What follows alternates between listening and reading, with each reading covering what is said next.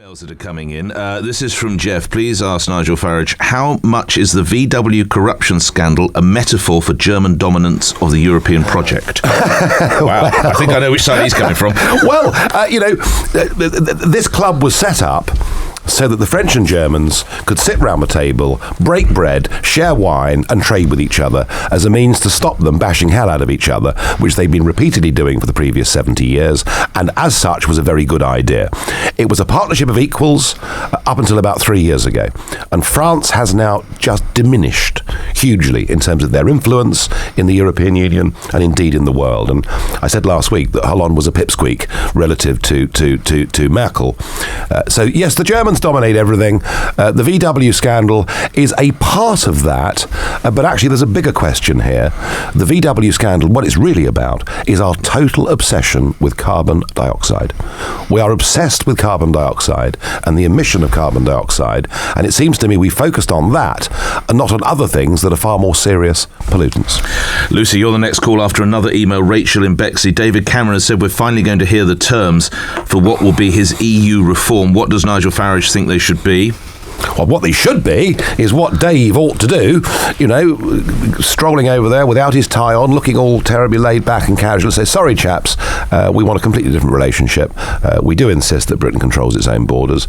We want to trade with you, cooperate with you. We will agree sensible, common, minimal standards, all sorts of, reciprocal deals for students and all those kind of things. But we really do think, actually, that the law of the land in Britain ought to be made by the British Parliament and backed up by our own Supreme Court. And if he did that and came back with that, well, we wouldn't be in the European Union anyway, would we? It would be a completely new arrangement, and that'd be great. But as it is... So those are the two red lines then, Mr Farage, law of the land and effectively border control. I would say they are they are 1 and 2 in terms of what people would want and would then support the Prime Minister getting. And briefly, before Lucy, I promise you're next, but the people will say, well, hold on, Mr Farage, you're not talking about the jobs that will be lost. You're not talking about the people who make cars who will no longer have work in Britain. Well, the cars are very simple, aren't they? Lots of people invest money in Britain to build motor cars. We build more motor cars now in this country than we've ever done in our history. We sell loads of them to our own domestic market, and we sell a lot abroad. We sell more abroad outside the European Union than we sell inside the European Union. Right? Yep, and that figure's growing every single year.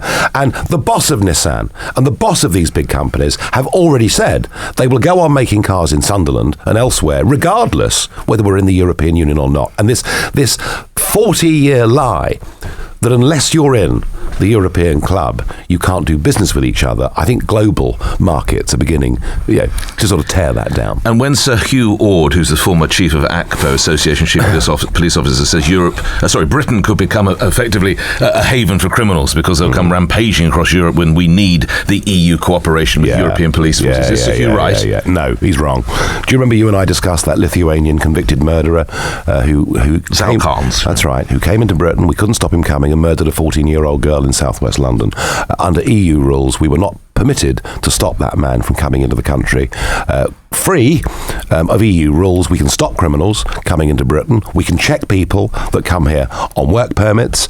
And as far as cooperation goes with other police forces to deal with cross-border crime, Sir Hugh, something called Interpol was set up in 1923. It is there for police forces to cooperate. We don't need Europol, and we certainly don't need the European arrest warrant.